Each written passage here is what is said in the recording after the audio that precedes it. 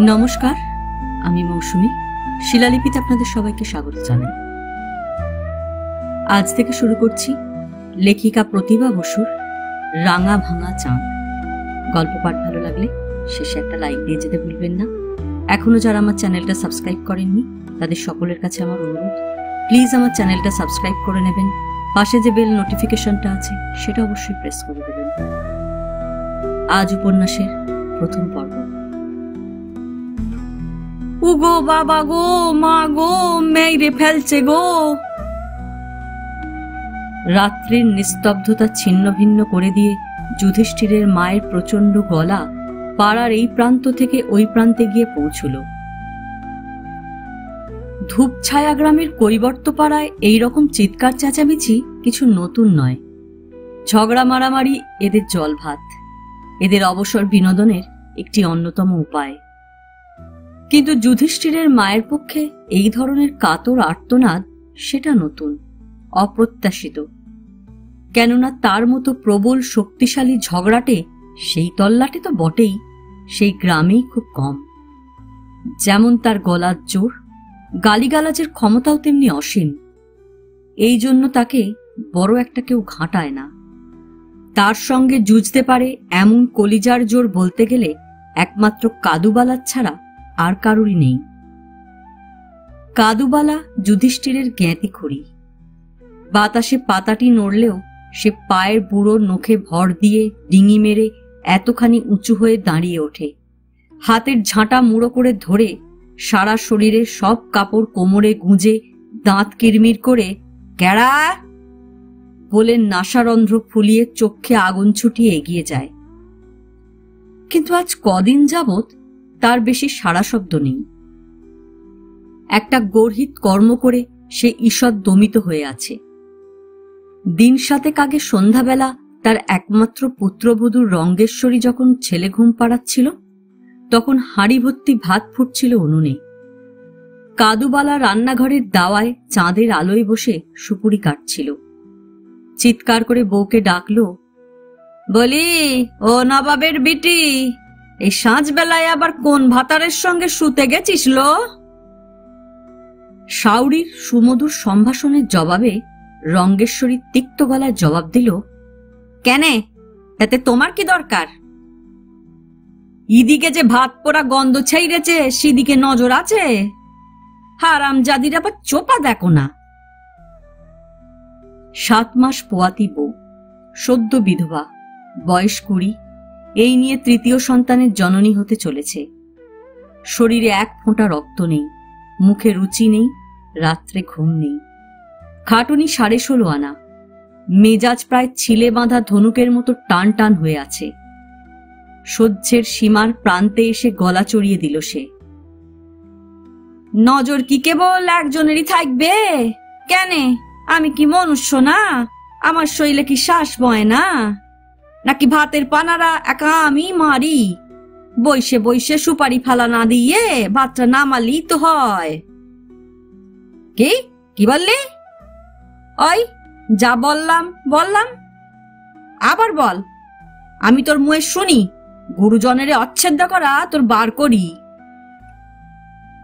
আরে আমার গুরুজন রে, ওই যা বলছি শুইনে লও, বাকি আমি দুবার ছুটাই না। তবে লো ভাতার খাকি মরকুনি। এক লাফে কাদুবালা কোমর বেঁকিয়ে উঠে দাঁড়ালো। এক পলকে ধুন্দুমার ভাদিয়ে দিয়ে হাতের সুপুরি কাটা জাঁতি ছুঁড়ে মারল বউকে তাক করে। আর দেখতে হলো না। ধার অংশটা কপালের বাঁ পাশে আধখানা ডুবে গিয়ে কাঁপতে লাগলো থরথর করে। মুখ দিয়ে শব্দ বার হবার আগেই ঢলে পড়ল মেঝেতে। ছেলেটা চিৎকার করে কেঁদে উঠল। ঘরের কুপিজলা আধো অন্ধকারে রক্তের ঢেউ দেখে তখনই থেমে গেল আবার। কাদুবালার গলাও থামল। এতটা ভাবেনি সে। মুহূর্তের জন্য একটা শিহরণ খেলে গেল বুকের মধ্যে। তারপরই দৌড়ে গিয়ে লেপ কাঁথা দিয়ে ঠেসে ধরল বউকে। কে কোথায় রক্ত দেখে ফেলবে ঠিক আছে কিছু? লাশ নিয়ে তখন টানাটানি। আর মানুষ খুন করলে যে ফাঁসি হয় এ সংবাদ কাদুবালাও জানে। এরপরে ঝাঁপ পড়ল ঘরে। কাকপক্ষীটি টের পাওয়ার আগেই মৃতদেহ পোড়াতে নিয়ে যাওয়া হলো।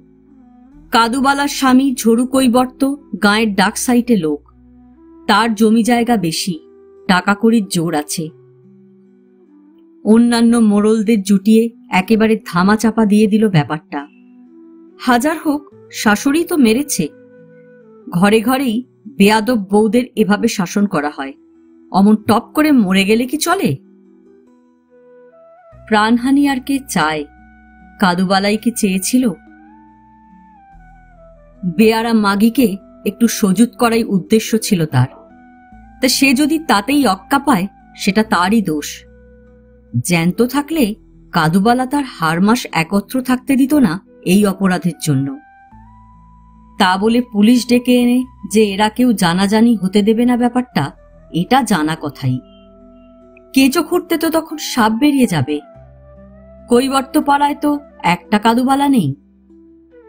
একের নামে লাগাতে গেলে 10-এর নাম বেরিয়ে পড়ার ভয় এদের সকলের বুকে।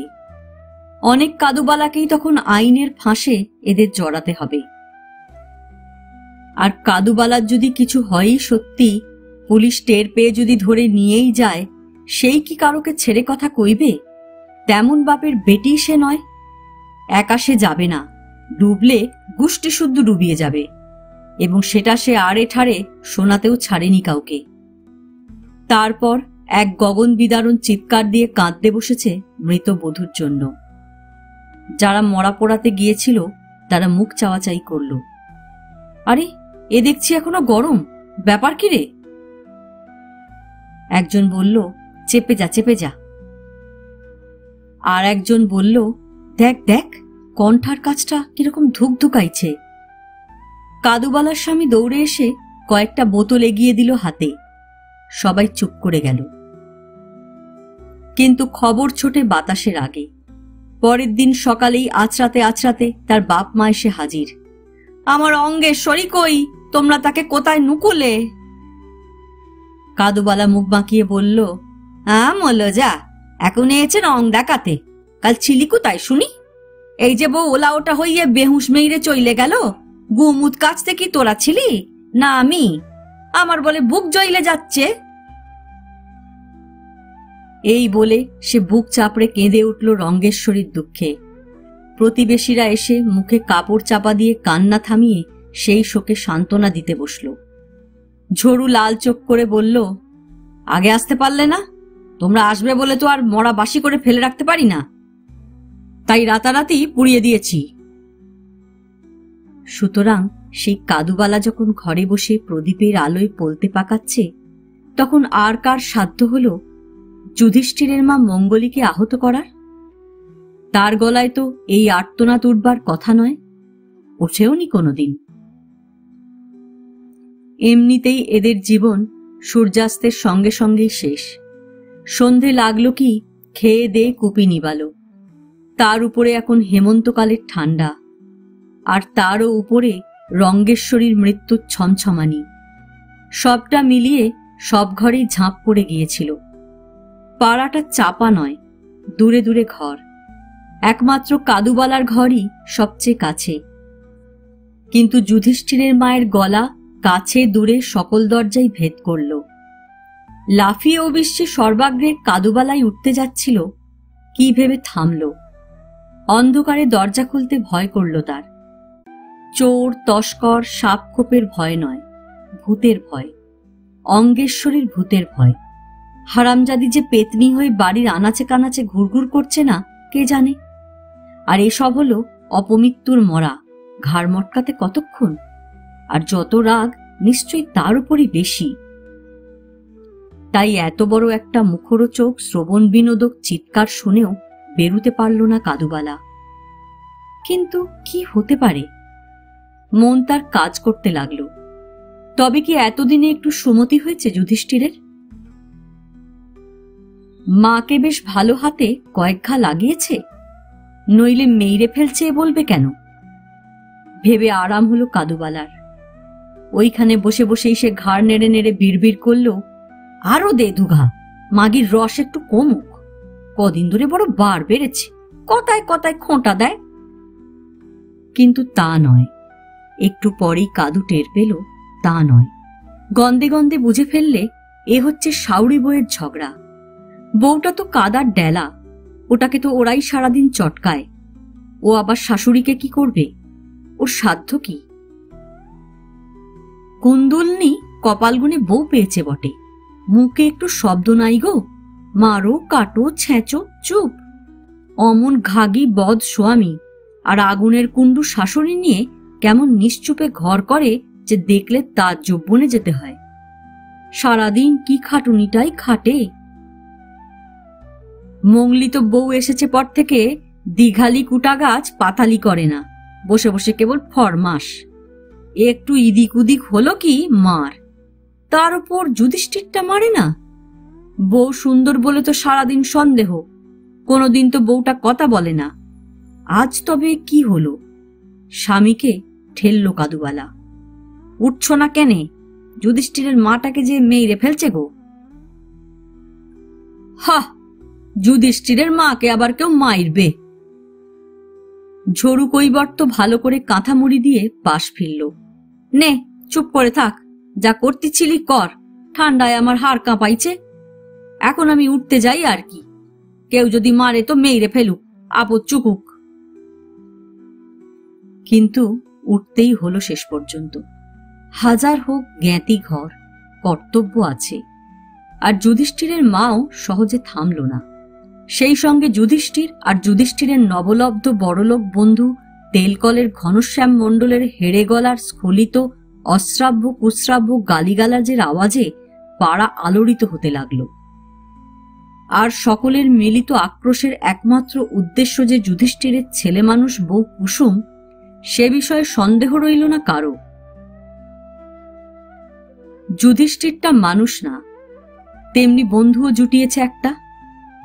যুধিষ্ঠিরের বইয়ের জন্য অনেকের মনেই একটু মমতা ছিল। মেয়েটা এ পাড়ার ব্যতিক্রম, যেমন চেহারায় তেমনি চরিত্রে। এ পর্যন্ত কেউ তাকে গলা তুলে কথা বলতে শোনেনি, ঝগড়া করতে দেখেনি। এমন লক্ষ্মী মেয়ে সচরাচর চোখে পড়ে না। হঠাৎ সেই বউ আজকে খেপে গেল নাকি? পাগল হয়ে গিয়ে আচ্ছা করে ঠ্যাঙালো নাকি শাশুড়িকে? কর্তব্যের চেয়ে শেষে সকলের কৌতূহলটাই কম জেগে উঠল না? অগত্যা যেন এইমাত্র শুনেছে, শুনেই ছুটে এসেছে, এই রকম ব্যস্ত সমস্তভাবে গিয়ে হুমড়ি খেয়ে পড়ল সব। কি হলছে গো, কি হলছে? অগো কি হলছে? সাহস পেয়ে এইবার কাদুবালাও বেরুল। খুদে খুদে ক্ষয়ে যাওয়া সাদা পাতা খাওয়া কালো কালো দাঁতে হাসির ঝিলিক লাগিয়ে ডিঙি মেরে বলল, বলি অযুধিষ্ঠিরের মা, ছেটটা দিন তো তুমি গোষ্ঠীকে মা বাপ ডেকিয়ে ছাইরেছ। আজ তোমাকে কে ডাকাইল গো? কলির বাতাস কি উল্টে গেল নাকি? বলি বউটাকে কি উন্মাদ কইরে ছাড়লে, নাকি ডাকাইত পইরেছে ঘরে? এত কথার পরেও যুধিষ্ঠিরের মা আজ লাগসই জবাব দিতে ছুটে এলো না। মাটিতে পড়ে দাপাচ্ছে সে। হগো মেরে ফেলছে গো, এক খেলে মেরে ফেলছে। তোমরা কে কোথায় আসো গো? হারামজাদিকে চুলের মুঠি ধইরে নিয়ে এসো। হারামজাদিকে আমি জ্যান্ত পুঁতবো। অরে অযুধিষ্ঠির, অরে অকাল সাপ, যদি মাতৃ হত্যার পাপে ডুবতে না চাস, যা দৌড়ে যা। দেইরে দেইরে দেখছিস কি? মাগিরে ধর, পুলিশ ডেকে নিয়ে আয়। আমার লুইকে থুয়ে বল আমি মইরে গিয়েছি। হারামজাদির ফাঁসি হোক। অগো পোড়া কপালি যে আমারে খুন কইরে পেইলে গেল গো। যুধিষ্ঠিরের মায়েরও রঙ্গেশ্বরীর মতো কপাল বেয়ে রক্ত পড়ছে, গালে মুখে লেপটে গেছে। দেখে হঠাৎ কেমন ভয় করে উঠল কাদুবালার। সচেতন হয়ে এতক্ষণে যুধিষ্ঠির বাঁশ ছাঁচা দা নিয়ে দৌড়দৌড়ি করে বউকে খুঁজতে লাগলো, কুপিয়ে মেরে ফেলবে বলে। ধেয়ে গেল ঘরের মধ্যে, গেল পুকুর ধারে, গোয়াল ঘরে উঁকি মারল, ছাদনা তলায় গেল, নেই, কোথাও নেই। তবে কি যুধিষ্ঠিরের সুন্দরী বউ পালিয়ে গেল বড়লোক ঘনশ্যামের সঙ্গে? ওটাই তো কদিন ধরে কেমন সন্দেহজনকভাবে ঘোরাফেরা করছে এ বাড়ির মধ্যে। কিন্তু বউটা তো দেখতে পারত না লোকটাকে। এলেই গলা পর্যন্ত ঘোমটা টেনে প্রতিবেশীদের ঘরে গিয়ে লুকোতো। আর তাছাড়া ওই তো সেটা, নেশা করে চুর হয়ে বমি করছে দাওয়ায় বসে, আর যুধিষ্ঠিরের পিতৃপুরুষের নাড়ি ভুড়ি টেনে আনছে মুখের দরজা দিয়ে। পাড়ার বৌঝিরা মাটি থেকে তুলে যুধিষ্ঠিরের মাকে ঘরে নিয়ে এলো। জল ন্যাকড়া দিয়ে কপালে রক্ত মুছিয়ে পটি বেঁধে দিল। শোনা গেল একটা বাঁশ দিয়ে মাথায় বাড়ি দিয়েছে কুসুম। কপাল ফেটে গিয়ে রক্ত বেরিয়েছে। একটু জোরেই লেগেছিল আঘাতটা, কিন্তু সেজন্যে নয়, শারীরিক কষ্টে কাতর হয়ে নয়। বউ হয়ে সে শাশুড়িকে মেরে পালিয়ে সারল, সেই আক্রোশটাই প্রবল হয়ে তাকে কষ্ট দিচ্ছিল বেশি। সেই যন্ত্রণাতেই সে সমানে চিৎকার করতে লাগলো, আঙুল মোটকে মোটকে সাপমন্নি করতে লাগলো, বলতে লাগলো, তুই যাবি কোথা ছাই কপালি? ইন্দুরের মতো খাঁচা কলে ধইরে আইনবো তোকে, তোকে ছেঁচবো, কুটবো, ভাজবো, আছড়ে মেরে ছেড়াদ্দ খাবো, তোকে অঙ্গেশ্বরীর মতো শ্মশানে নিয়ে গিয়ে জ্যান্ত পুরাবো। যুধিষ্ঠিরের জ্ঞাতি খুঁড়ো বিধান দিল, ছেঁচে মেইচে কি লাভ? নেতাইয়ের বাড়ি যাও, নেতাইয়ের বাড়ি যাও, দেখো গে সেইখানেই লুইকেছে। বাপের ঘর ছাড়া কুতা যাবে আর? বউ হইয়ে শাউরিকে মেইরেছে, এর প্রীতিবিধান কইতেই হবে। হ, জানি বউটা ভালো ছিল, কষ্ট পেইতে পেইতেই খেইপে অকম্য কইরে ফেলছে, তবুও শাসন দরকার, নইলে গ্রামের অন্য বউজি খারাপ হইয়ে যাবে। কিন্তু যাবে কি? নেতায়ের বাড়ি কম দূর নয় এখান থেকে। যুধিষ্ঠিরের কি পা চালাবার ক্ষমতা আছে, নাকি মগজেই আছে কিছু? উঠোনে দাঁড়িয়েই সে রামায়ণের রাম হয়ে কল্পিত তীর ধনুকের টঙ্কার দিয়ে শত্রু সংহার করতে লাগলো।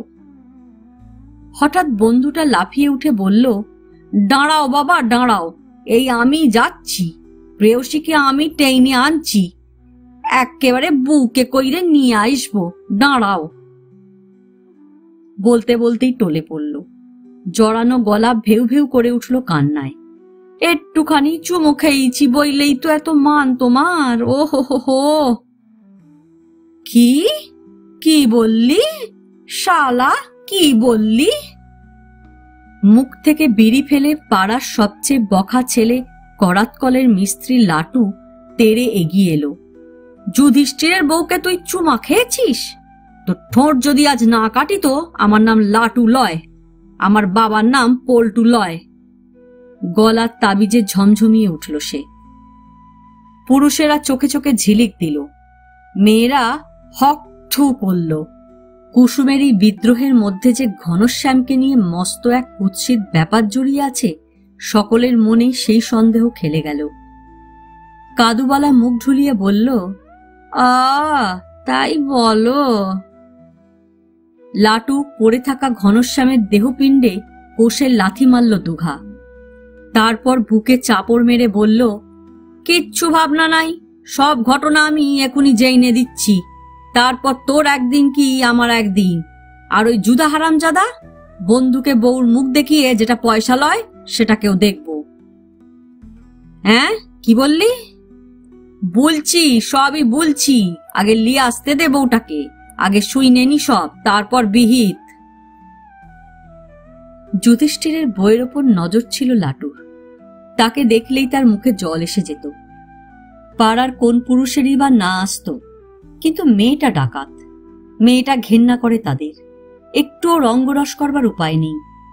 আজ যদি বিধি ভাব না হয়, লাটুর কপালে নিশ্চয়ই অশেষ সুখ আছে।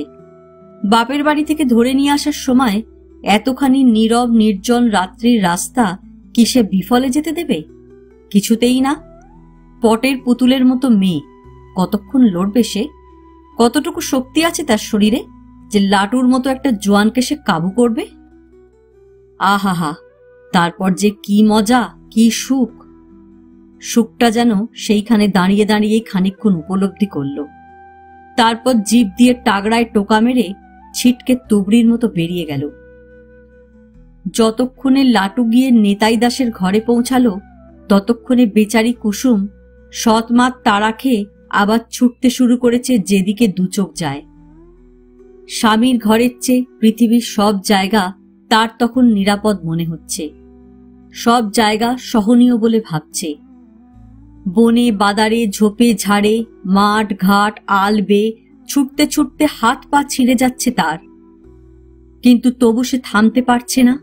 পালাতেই হবে, পালাতেই হবে, এই জঘন্য জীবন থেকে পালিয়ে যেতেই হবে, এছাড়া আর কোনো কথা ভাবছে না সে। ভোরের আলো ফুটতে না ফুটতেই রওনা হয়ে গেছে সোমেন। তার ট্রেন ছাড়বে 4:45টায়। মহামায়া গোছগাছ করে তাকে সাইকেল রিকশায় তুলে দিয়ে শিথিল পায়ে আবার দোতলায় উঠে এলেন।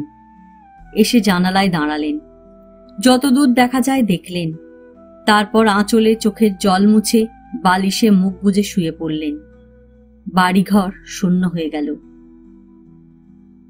তার জীবনের এই একটি মাত্র ছোট্ট ঢেউ, এই একটি মাত্র আকর্ষণ, তার ধুয়ে মুছে যাওয়া স্বাদ আহ্লাদের নতুন উদ্গমতার একমাত্র সন্তান সোমেন।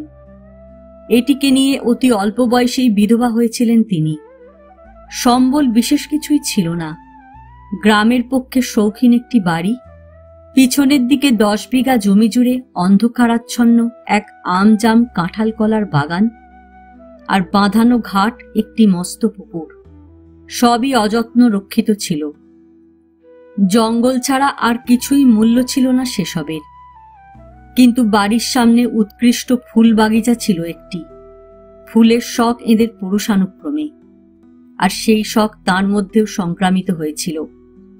আসলে তার স্বামী যা যা ভালোবাসতেন, বলতে গেলে সেই সমস্ত কিছুর ওপরেই তার একটা উগ্র ধরনের আসক্তি জন্মে গিয়েছিল। সম্ভব মতো সেই সব পালনে তিনি তৎপর ছিলেন, অভ্যস্ত ছিলেন। এখন এই বাগান তাঁর প্রাণ। বাগান বাগান করে নাওয়া খাওয়া ভুলে যান। বছর ভরে বাড়ি আলো করে ফুল ফুটে থাকে, কখনো ডালিয়া, কখনো চন্দ্রমল্লিকা, কখনো গোলাপ, যে সময়ের যা। যতদিন সোমেন কাছে ছিল, সোমেনও মায়ের সঙ্গে খেটেছে এই বাগানের জন্য। আস্তে আস্তে যখন বড় হয়ে উঠল, হাই স্কুল থেকে ম্যাট্রিক পরীক্ষা দিয়ে প্রথম বিভাগে উত্তীর্ণ হল, তারপর একদিন কপালের দোয়ের ফোঁটা দিয়ে মাকে প্রণাম করে চলে গেল কলকাতার কলেজে পড়তে। তখন মহামায়া একা একাই বুক দিয়ে রক্ষা করেছেন এই বাগান। এই 7 বছরের নিঃসঙ্গ মহামায়া এই বাগানের নেশা নিয়ে সহ্য করেছেন ছেলের বিচ্ছেদ। ছুটিতে ছুটিতে যখন সে এসেছে মায়ের কাছে, বুকটা ভরে উঠেছে কানায় কানায়। আবার কলেজ খুলেছে, আবার চলে গেছে একা করে। আবার তিনি মেতে উঠেছেন ফুলের পসরা নিয়ে। কিন্তু দুঃখের দিন ফুরিয়ে এসেছে তাঁর। পড়াশুনো সাঙ্গ হয়েছে সোমেনের। একটা কলেজে অধ্যাপনার কাজও পেয়ে গেছে হাতে হাতে। কিন্তু ওই সামান্য মাইনের উপর নির্ভর করে এখনই গিয়ে ছেলেকে বিব্রত করতে চাইছেন না তিনি। থাক, আর কদিন যাক, আরও একটু থিতিয়ে বসুক, তারপর তো আছেই যাওয়া। কিন্তু সোমেন আর মাকে ফেলে থাকতে চাইছে না। তাই পরিকল্পনা চলছে, অল্প ভাড়ায় একটি বাসযোগ্য বাড়ি পেলেই সে নিয়ে যাবে তাকে। মহামায়াও লুব্ধ হচ্ছেন, ছেলের সঙ্গে থাকতে ব্যাকুল হয়েছেন। কিন্তু এখনই না যাবার আসল কারণটা শুধুমাত্র আর্থিক আপত্তিটাই হয়তো বড় নয়। হয়তো এই শত স্মৃতি বিজড়িত বাড়িটি ছেড়ে যাওয়াও কম কষ্টের নয় তার পক্ষে। আর এই বাগান, বাগান দেখবে কে? যে বাগানে এবছর তিনি অনেক যত্নে অজস্র গোলাপ ফুটিয়েছেন, যে গোলাপ তিনি আলিপুরের হট হাউসে পাঠিয়ে প্রাইজ পাবেন বলে আশা করছেন। এর আগের বছর তার বাগানের ডালিয়া প্রাইজ পেয়েছিল, তার আগের বছর চন্দ্রমল্লিকা। এবছরের গোলাপও কি তার ব্যর্থ হবে? তাই নানান রকম দ্বিধাদ্বন্দ্বের সময় কাটছে তার। ক্লান্ত ছিলেন, ভাবতে ভাবতে একটু বোধহয় তন্দ্রাই এসেছিল। তারপরেই চমকে উঠলেন। হঠাৎ যেন কিরকম একটা শব্দ শুনে চটকা ভেঙে উঠে বসলেন তাড়াতাড়ি। জানলা ফাঁক করে তাকিয়ে দেখলেন তখনও হেমন্তের আকাশ কুয়াশায় মোড়া, তখনও আলোর রঙে লালের ছিটে পড়েনি। সোমেন চলে গেছে। আবার মনে পড়ল সে কথাটা, আবার ঝাপসা হলো চোখ। এতক্ষণে নিশ্চয়ই সে ট্রেনে উঠে বসেছে। ট্রেন কি ছাড়েনি? কটা বাজল? সোমেন এসেছিল পুজোর ছুটিতেই, কিন্তু থাকলো না। শুধু দেখা করেই চলে গেল। বন্ধুর সঙ্গে পুরীর সমুদ্র দেখতে যাচ্ছে। সমুদ্রে মহামায়ার বড় ভয়। ছেলের মঙ্গলার্থে যুক্ত কর কপালে ছোঁয়ালেন তিনি। তারপর দরজা খুলে নেমে এলেন নিচে, একেবারে বাগানে। সেই শব্দটা তার ভালো লাগেনি। কে জানি কেউ ঢুকে ফুল ছিঁড়ছে কিনা। এসে দেখলেন গাছগুলো সকালের মৃদুমন্দ বাতাসে হিল্লোলিত হচ্ছে। পাতায় পাতায় শিশিরের ফোঁটাগুলো মুক্তবিন্দু হয়ে টলটল করছে উঠি উঠি সূর্যের আভায়। দেখে চোখ জুড়িয়ে গেল। কতটুকু সময়ের জন্য ছেলের বিচ্ছেদ বেদনা ভুলে আনন্দিত হৃদয়ে দাঁড়িয়ে রইলেন তিনি। বাগান থেকে নিশ্চিন্ত হয়ে ফিরে আসছিলেন ভিতর বাড়িতে। হঠাৎ গেটের কাছে মস্ত বাদাম গাছের তলায় মালির ঘরের দাওয়ায় তাকিয়ে থমকে দাঁড়িয়ে পড়লেন। কিছুদিন আগে মালি দেশে গিয়েছে।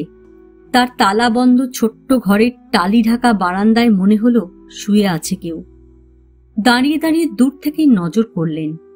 তারপর এগিয়ে এলেন দ্রুত পায়ে। দেখলেন লাল পেরে হেঁটো খাপি শাড়ি পরা একটি মেয়ে হাতের ভাঁজে মাথা রেখে ঘুমোচ্ছে ঘুড়িসুড়ি মেরে, মুখটা শাড়ির আঁচলে ঢাকা। পরিষ্কার মনে আছে সোমেন চলে যাবার পরে ছোট সিংকে তিনি আবার ফটকে তালা বন্ধ করতে দেখেছেন। ফটক বন্ধ করা বিষয়ে সে যথেষ্ট সাবধান, নইলে পাড়ার ছেলেদের জন্য এই বাগান রাখা তার পক্ষে সম্ভব ছিল না। এত সকালে উঠে তো তার তালা খুলবার কথা নয়। এত সকালে তার কোনোদিনই ঘুম ভাঙে না। তারও ভাঙে না, নিবারণেরও ভাঙে না, মালিরও না। তিনি নিজে ওঠেন সূর্যোদয়ের সঙ্গে সঙ্গে। মুখ হাত ধুয়ে লক্ষ্মীর আসনের সামনে পুজোয় বসেন। পুজো সেরে উঠতে উঠতে ওরা ওঠে। নিবারণ ঘর ঝাড় দেয়, উনুনে আগুন ধরায়। ছোট সিং ফটক খুলে নিমের ডাল ভেঙে দাঁতন করে। মালি ঝাড়ি হাতে ঢুলতে ঢুলতে পুকুরের দিকে যায়। এই তিনটি লোকই তাঁর শ্বশুরের আমলের। এ বাড়িতেই তারা বড় হয়েছে, এ বাড়িতেই তারা বুড়ো হচ্ছে। এখন মহামায়া আর সোমেনকে ঘিরে তাদের জীবন। অসময়ের দিনে এই তিনটি লোক নিয়ে মহামায়া যখন খেতে পড়তে দিতে হাবুডুবু খাচ্ছিলেন, এরা অনুকূল বাতাসে আপন আপন পাল খাটিয়ে মহামায়ার চড়ায় ঠেকে যাওয়া নৌকোকে তীরে এনে তুলেছে। এরা তাঁর আপন জন, আপনের চেয়েও আপন, তার পরিবারের অংশ। একটু দূরে একটা মাঠ ছেড়ে মহামায়ার ফুসশ্বশুরের বাড়ি। অবস্থা তাঁর অনেক ভালো, ছেলেরা উপযুক্ত, ছেলের ছেলেরাও দাঁড়িয়ে গেছে। তিনি রাখতে চেয়েছিলেন এদের, কিন্তু ওরা যায়নি। নিবারণের মমতার বস্তু সোমেন, তাকে সে আঁতুর ঘর থেকে কোলে কাকে করে মানুষ করেছে। ছোট সিংয়ের মমতার বস্তু বৌমা। নিবারণেরও আগে সোমেনের বাবাকে সে বিয়ে দিয়ে এনেছে। আর মালির আকর্ষণ বাগান। সোমেনের দাদুর আমলে সে এই বাগান নিরোবার কাজে লেগেছিল। এখন সবচেয়ে বৃদ্ধ সেই। কাজ করবার ক্ষমতা প্রায় অপহৃত হয়েছে তার। কাশিতে ভুগছিল, টাকা পয়সা দিয়ে সেরে আসবার জন্য মহামায়া তাকে দেশে পাঠিয়ে দিয়েছেন।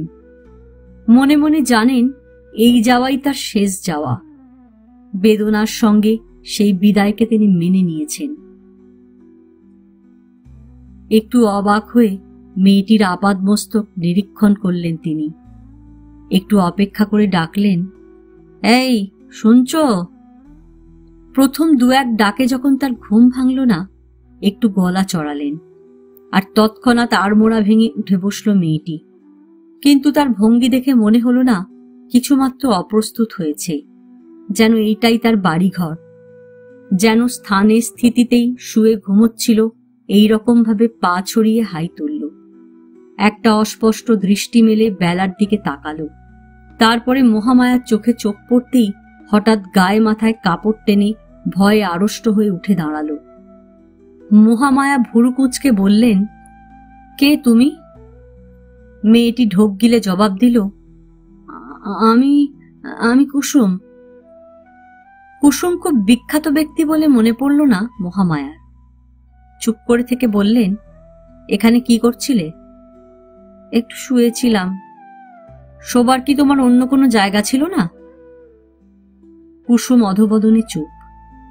এটা অন্য একজনের বাড়ি, এটা কি ঘুমোবার জায়গা? কুসুম চুপ। এদিকে ফটক তো বন্ধ, ঢুকলে কি করে? কুসুম চুপ। কিছু বলছো না কেন? বড্ড কষ্ট করে ঢুকেছি মা। কষ্ট করে?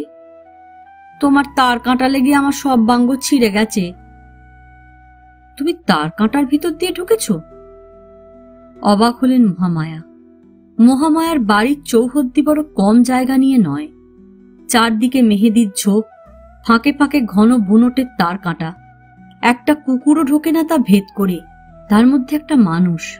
সর্বাঙ্গ যদি না ছেড়ে, সেটাই তো আশ্চর্য।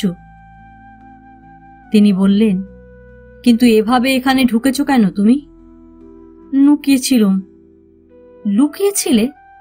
হ্যাঁ গো মা, আমি পেইলে এসছি কিনা। পালিয়ে এসেছ? হ্যাঁ মা। কোথা থেকে পালিয়ে এসেছ? ওই ধূপছায়া গ্রামে, সই যে কৈবর্ত বাড়ি। কেন পালিয়ে এসেছ? কুসুম মাথা নিচু করে পা দিয়ে মাটি খুঁড়ল। অত দূর থেকে কে তোমাকে পালাতে বলেছে? কেউ বলেনি, আমি আমার আপনার দুষ্কেই পেইলেছি। মাগো, আমি বড় বেপন্ন। কি আশ্চর্য! মেয়েটা শেষে তাকেই তার দুঃখের ত্রাণকর্ত্রী হিসেবে ঠিক করে নিল নাকি? কি উৎপাত! মুখের দিকে ভালো করে তাকালেন। একেবারে কচি একখানা নিষ্পাপ মুখ। গরিব ঘরের মেয়ে, কিন্তু ঈশ্বর তাকে রূপ দিতে কার্পণ্য করেননি। ফুটফুটে গায়ের রং, চাঁদের মতো কপাল, টানা টানা চোখের উপরে দুই টানা ভুরু, টিকলো নাক, নরম ঠোঁট, ভুট্টার দানার মতো ঠাসা সন্নিবিষ্ট দাঁত, লম্বাটে চিবুক, বাদামি ছাদের মুখের ডোল, তাকিয়ে দেখবার মতো। টেনে খিঁচে মস্ত একটা খোঁপা বেঁধেছে। বয়স বড়জোর 18। যৌবনের অঢেল লাবণ্যে সরস। বড় বড় দুই নির্বোধ চোখ মেলে মহামায়ার মুখের দিকে করুণা ভিক্ষা করে তাকিয়ে আছে। মহামায়া চোখ সরিয়ে নিলেন। অন্যমনস্কভাবে একটা গাছের পাতা ছিঁড়তে ছিঁড়তে বললেন, কখন ঢুকেছ এখানে? সেই কাক ভোরে, আত্মীর যখন যাই যাই করছিল, মুরগিগুলো যখন কেবল কুকুরু কুকুরু বলে ডেকে ডেকে উঠতেছিল, তখন। তার মানে সোমেন যাবার সঙ্গে সঙ্গেই? মহামায়া ভাবলেন, আগে কোথায় ছিলে? ধরো দৌড় মেরেছি রাত 9টায়। সে একই দৌড়ে বাপের ঘর। সেই নেতাই, হলদিগাঁয়ের নেতাই দাস, সে আমার বাপ কিনা? প্রথমে তাই বাপের ঘরেই গেনু। ঝাঁপ খুইলে দিয়ে বাপের দ্বিতীয়বার বিয়ে করা স্ত্রী আমার সতাল মা বলল, আবার তুই পেইলেছিস স্বামীর ঘর থেকে? ঢুকে পড়ে বললুম, কেন পেইলেছি সেটা তো আগে শুনবে। কিন্তু শুনলে না, দূর দূর করে খেইদে দিলে। অন্ধকার রাস্তায় বেরিয়ে একটু দেইরে থেকে ভয় ভয় আবার ছুটতে লাগলুম। খানিক দূরে একটা মাসাতো বোন থাকে, মনে হলো তার কাছে যাই, একটা আশ্রয় তো চাই। গিয়ে দেখনু বোনটা ছেলে হতে বাপের ঘরে গেছে, ঘর খাঁকা আলগা। ভগ্নিপোতটা বসে টামাক টানছিল। ভগ্নিপোতের 90 বছরের বুড়ো বাপটা কানা চক্ষু নিয়ে ফোকলা মারি দিয়ে 14 পুরুষের মাথা খাচ্ছিল। আমি উঠোনে পা ফেলতেই বাপ বেটা কে বলে হেমন জোর হেঁকে উঠল যে আমি এঁতকে উঠলাম। কুপিয়ার লাঠি নিয়ে এই গেল ভগ্নিপোতটা। শেষে আমাকে দেখে সাব্যস্ত হলো। দাঁত নিটকিয়ে বলে, কি গো, এত আত্মীরে কি মনে করে? দেখুন আমি মন খুইলে দুঃখের কথা বললুম। আমার স্বামীর কথা কে না জানে, কে না জানে যে আমার শাউরি মঙ্গলি তুল্লি কুদ্ধ নোক যাবতীয় সংসারে নাই।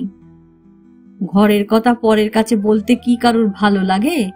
কিন্তু না বলে যে পাচ্ছিলুম না।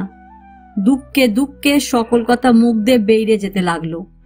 কেবল একটা কথাই গোপন পণ্য, সে কথা কাউকে বলা যায় না। সব চুপ করে শুইনে নিয়ে একগাল হেসে ড্যাকরা বলে কি, তোমার স্বামীর মুয়ে আগুন, তোমার শাউরির কপালে আগুন, ঘর ছেড়েছ বেশ করেছ। এক আধ কেন গো, যত আধ খুশি থাকো না কেন, তোমাকে আমি আমার পাট রানী কইরে ইচ্ছে দেব। তোমার বোনটা তো তোমার পায়ের যোগ্যই নয়। তারপর ছেলে বিয়েতে বিয়েতে এক্কেরে সুঅর্ণি হইয়ে গেছে, বুঝলে? ওটাকে নিয়ে আর আমার সুখ হয় না। বলতে গেলে আধগুলি আমার বৃথাই যায়। তুমি হবে আমার আতের সখী। কথা শোনো মা, না হয়তো শালি হই, তাই বইলে এসব বদ অসিকতা করবি তুই? মুখ তো নয় যেন নরক।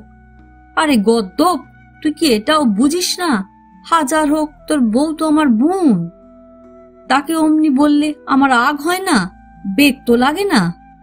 ঘেন্নাও হয়েছিল খুব, কিন্তু কি করব মা, কোথায় যাব? আত্মীর করে একটা আচ্ছয় তো চাই। মেয়ে ছেলে তো, পথে কি ঘুরতে পারি? বন জঙ্গলে ভয় পাই না, ভয় আমার পুরুষের। ওগুলো যে সাপ বাগের চেয়েও বিষম। ভাবনু একটা আত পড়ে থাকি কোনো মতে। যখন সূর্যদেব দয়া করে উঠবেন, তেক্ষুনি যেদিকে দু চোখ যায় ছুটব, ঠাঁই পাবই একটা। চাটাই পেতে চুপটি করে পড়ে রইলু। অত ছুটিছি, একটা কেলান্তি তো হয়েছে। চোখে এসে অমনি নিদ্রা দেবী ভর করেছেন। তা করলে কি হবে? মনের মধ্যে তো ধুকপুকুনি ছিল। ঠিক টের পেয়ে গেলুম। আত নিশুতি হলে বুড়ো হাবড়াটা কাস্তে কাস্তে ঘুইমে পড়লে সেই হাড় আবাতে কুচুক করে কুত্তাটা কখন এসে হুমড়ি খেয়ে পড়েছে গায়ে। মেয়ে ছেলে হয়ে কি পাপ করেছি গো মা! পাখি নয় যে উড়ে যাব। এই ড্যানা দুটোর আর কত শক্তি বলো? ঠেলে কি ফেলতে পারি? আঁচড়ে কামড়ে হারামজাদাটাকে ছিঁড়ে দিনু অন্ধকারে, তবু সরাতে পারি না। দুশ্মনটার গায়ে তখন পাহাড়ের জোন নেমেছে, যেন বাঘে অক্তের গন্ধ পেয়েছে। কি করে যে অক্ষা পেয়ে ঝাঁপ খুইলে বাইরে এসে ছুট দিনু জানি নে মা। ছুটতে ছুটতে যে কোথায় এসে থামলুম তাও জানি না। আর পারছিলুম না, পড়ে রইলুম সেইখানেই। তারপর যখন আকাশে অং ধরল, ভাতের ফ্যানের মতো ভোরের গন্ধ দিল, সূর্যিদেব বস্ত্র বদলাবেন বলে মনে হলো, তখন মনে বড় ভয় হলো। ভাবনু কি জানি কেউ যদি ধরে ফেলে, কেউ যদি দেখে ফেলে, যদি পিছনে পিছনে ওরা ছুটে এসে থাকে কেউ। যেই মনে হওয়া অমনি দিক বিধি খাড়া হয়ে তোমার ঝোপ দিয়েই ছিঁড়ে কুঁড়ে ঢুকে পড়লুম এখানে। চুপে চুপে এই দাওয়াটা এসে পড়ে রইলুম। মা গো, আমায় আচ্ছয় দাও মা তুমি। মা গো, আমাকে তুমি রক্ষা করো। এই আমি তোমার চরণ ধরলুম, মারো কাটো যা খুশি করো। বুক দিয়ে পড়ে মহামায়ার দুই পা জাপটে ধরল কুসুম। মহামায়া ব্যস্ত হয়ে সরে দাঁড়ালেন। বুঝতে পারলেন না কেন এই মেয়ে এমন করে প্রাণের ভয়ে খরগোশের মতো দৌড়ে পালিয়ে এসেছে। মেয়েটার কপাল ভরা সিঁদুর লেপ্টে আছে, হাতে মোটা শাঁখা। কতক্ষণ পর্যন্ত কথা বলতে পারলেন না মহামায়া। ততক্ষণে ভোরের আলো সাদা হয়ে ছড়িয়ে গেছে সারা বাগানে। পূব আকাশ ফেটে বেরিয়ে আসছে রং। মাথার কাপড়টা খসে গিয়েছিল, তুলে দিলেন ধীর হাতে। ভারী গলায় বললেন, তোমার স্বামী আছে? নেই। তুলি আঁকা ভুরু দুটো উপরের দিকে ওঠালো কুসুম। যদি নাই থাকবে তবে কে আমাকে এমন করে সাজা দেবে? সে অকাতরে পিঠের কাপড় তুলল, বুকের কাপড় লজ্জা থেকে যতটা পারল সরিয়ে দেখালো। এ কি? আঁতকে উঠলেন মহামায়া। মেরেছে? এমন করে মেরেছে? শিশুর ভঙ্গিতে মাথা নাড়ল কুসুম। শিশুর সরলতা নিয়ে তাকালো মহামায়ার মুখের দিকে। আহারে, বেদনায় গলে গেলেন তিনি। এই যে দগদগে ঘা হয়ে গেছে। তবে সহানুভূতি পেয়ে কুসুমের দুই চোখে জলের ধারা নামল। তাও তো তোমাকে চুলের গোড়া দেখাতে পারলুম না। এগে গেলে মুঠি ধরে উপড়ে উপড়ে আনে গো মা, গরমকালে ফুলে ফুলে পেইকে ওঠে। শুধু কুসুমেরই নয়, জল মহামায়ার চোখেও এলো। কেশে বললেন, কি করো তুমি? কি দোষ করো যে এমন করে মারে? শাশুড়ি যে না গায়, কান ফুসকরি দেয়, বলে তোর বউ 12 ভাতারি, আর স্বামী অমনি মারে। মারবে না? আমি যে ওর স্ত্রী, ওর অধিকৃত সামগ্রী। আমাকে মারবে না তো কাকে মারবে? খিদে পেলে মারবে, আন্না খারাপ হলে মারবে, শরীর যদি এমন তেমন হয় আর কাজ না করতে পারি তবে মারবে। কি ভয়ানক! মা গো, সে মানুষ না, সে বনের জন্তু। তাহলে তুমি এখন কি করবে? আমি আর ফিরে যাব না, আমি পেইলে থাকবো। কোথায় পালিয়ে থাকবে? তুমি আমাকে রেখে দাও। আমি কেমন করে রাখবো বলো? ওরা যখন খোঁজ পাবে। পাবে না, পাবে না, তুমি কাউকে বলে দিও না। মহামায়া চুপ করে রইলেন। শুধু কি স্বামী মারে গো মা, শাউরিটা মারে না? গলা কাঁপল কুসুমের। ওই যে ঘা দেখলে, ও তো আমার পোড়ার ঘা। পুড়িয়ে দিয়েছে শাশুড়ি? কুসুম কি কখনো মিছে কথা বলেছে? সে তুমি গায়ের সবাইকে জিজ্ঞেস করে দেখতে পারো। কেন, কি করেছিলে তুমি? আমি আমার স্বামীর তাড়ির পাত্তরটা পুকুর ঘাটে ফেলে দিয়েছিলাম। স্বীকার করি, নিশার জিনিস ফেলে দিলে সকলেরই আগ হয়, কিন্তু কেন ফেলেছিলুম তা তো তুমি শুনবে। সে কথা শুনলে কিছুতেই তুমি আমাকে অন্যায্য কথা বলবে না। তারিখেই রোজ মারে বুঝি? মারুক, 100 বার মারুক, সে তো আমাদের ঘরে ঘরেই মারে। পুরুষের আগ তো, বউকে মারবে তার আর কি। কেন্দে কেটে না খেয়েই ঘরেই তো পড়ে থাকি, আর কি সারাদিন পা তুলেছি ঘরের বাইরে? কিন্তু আজ যে পারলাম না। কেন পারলাম না বলো? আমি তো মেয়ে মানুষ, আমার একটা আছে না। স্বামীটা বড় মন্দ, বড় অসৎ। খালি বলে তুই সুন্দর, তুই খারাপ, তোর দিকে সব পুরুষের নজর, তুই অসতী, তোকে আমি বেচে খাবো। আচ্ছা বলো তোমা, এ কি একটা কথা? নিশা করে তো, টাকা টাকা কইরে যেন উন্মাদ। এমন মানুষ কি বলবো, কদিন থেকেই দেখছি একটা কোঁকড়া চুলো বদ পেনা দেখতে লোকের সঙ্গে কেবল হলাহলি ঢলাঢুলি। সেটা নিত্যি আসে আর আমার স্বামীকে শাউরিকে কি যেন জপায়। যদি আমাকে দেখে কেমন যে মোটকে মোটকে তাকায়, গা আমার শিউরে শিউরে ওঠে। কাল দেখি কি মায় পয়ে মিলে কি যেন সলা করছে। সকাল থেকে ওই নোকটা সারাদিন থাকলো, কত বাজার কইরে নিয়ে এলো, দপায় দপায় মাছ মাংস খেলো। শেষে দেখলুম আমার শাউরির হাতে আর স্বামীর হাতে নীল নীল লোট গুজে দিচ্ছে। যখন সাঁঝ নামলো, সূর্যিদেব পাটে গেলেন, পাড়া জ্ঞাত গোষ্ঠীরা যার যার ঘরে ঝাঁ পেটে আত্মীরের খাওয়া খেয়ে কুপি নিবিয়ে দিল, তখন থলি থেকে বোতল বোতল কি বার করে দুজনে মিলে খুব খেলে। আমি বাতার ফুটোয় অঙ্গ আজ দেখতেছি কেবল, আবার একটু একটু ভয়ও করছে। খানিক পরে স্বামী এসে বলে কি, ওঠ ওঠ, আমার বন্ধু তোরে আদর করে ডাকতিছে। এই শুনে আমি এগে গেলুম। আগবো না বলো? বলনু তোমার বন্ধুর মুয়ে আগুন। মার মূর্তি হইয়ে চোখ বার করে বলে, কি বললি? তখন আমি আগ সামলে বুঝিয়ে বলনু, এটা তুমি কি বলতিস? তোমার কি মাথা গরম হইয়েছে? গেরস্ত বউ কখনো পরপুরুষের আদর খায়? হ্যাঁ খায়, তোর মতো মেয়ে ছেলের জন্যই তো পরপুরুষের আদর। অট! ছি ছি ছি, আমি ঘরের বউ না, তোমার বিয়ে করা স্ত্রী না? আমি কেন এই আত করে ওই লোকটার কাছে যাব? দাঁড়া, তোকে মজা দেখাচ্ছি। এই বলে এক ঘা মাইরলে। মানুষটা তখন বেহুশ, দাঁড়াতে পারছে না, পা টইলে যাচ্ছে। কোমরের গোজা থেকে লোট দেখিয়ে বলে, দেখ কত বড় লোক, তোকে নিয়ে আজ রাতে একটু ফুর্তি করবে বলে কত দিয়েছে। এমনি রোজ দেবে, তুই টু শব্দটি কইতে পাবি না, যেমন কাক পাখিটিতেও না জানতে পারে। যদি টাল বাহানা করিস, গাছের ডালে ফাঁসি লইটকে দেব। ভালো চাইস তো আয়, আয় শিগগির। আমি জিভ কাটলুম, বিছানা ধরে আঁকড়ে পড়ে রইলুম, ভয় ঠক ঠক কইরে কাঁপতে লাগলুম। তখন বন্ধুটা এসে ঘরে ঢুকলো। কি সাজ, কি টেরি!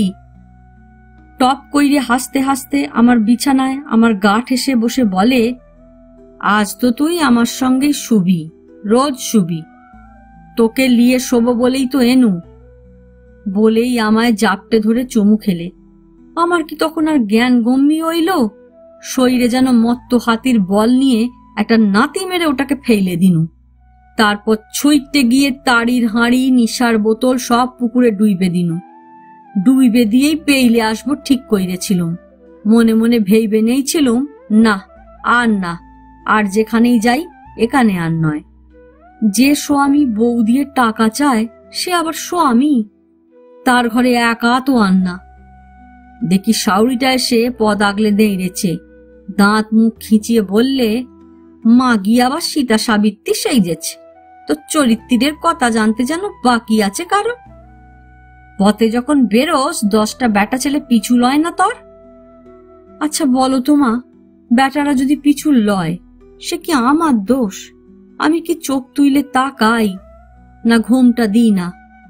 আর শাউরি স্বামীর মা, সে তো আমারও মাতৃজাতি। ছেলের বউও যা, আপন মেয়েও তা, সেই কিনা আমাকে সব বলছে। ঘেন্নায় যা মুখে এলো বলে দিলুম। এগে বললুম, কেন আমি কি বাজারের বেবুসে? এইসব তুমি আমাকে কি বলছো গো? বলছি ভালো চাস তো ঘরে যা, চুপ করে শো গিয়ে। তোমার শখ থাকে তো তুমি শো গিয়ে। আমি চললুম। বলতেই শাউরিটা ছুঁইতে এসে মুখ চেপে ধরল, নাতি মেরে মাটিতে ফেলে দিয়ে বলল, যত বড় মুখ নয় তত বড় কথা, তোকে আজ শেষ করব। এই বলে একটা গনগনে কয়লা এনে চিমটে দিয়ে ঠেসে ধরল পিঠে। আর সইতে না পেরেই আমি খেপে গিয়ে জিভ কেটে থামল কুসুম। মহামায়া স্তব্ধ ভঙ্গিতে স্থানুর মতো দাঁড়িয়ে দাঁড়িয়ে সব শুনলেন। আজ এ পর্যন্তই। উপন্যাসের 2য় পর্ব নিয়ে অন্যদিন আসব। গল্প পাঠ ভালো লাগলে লাইক, শেয়ার, কমেন্টস করতে ভুলবেন না। আজকের মতো নমস্কার।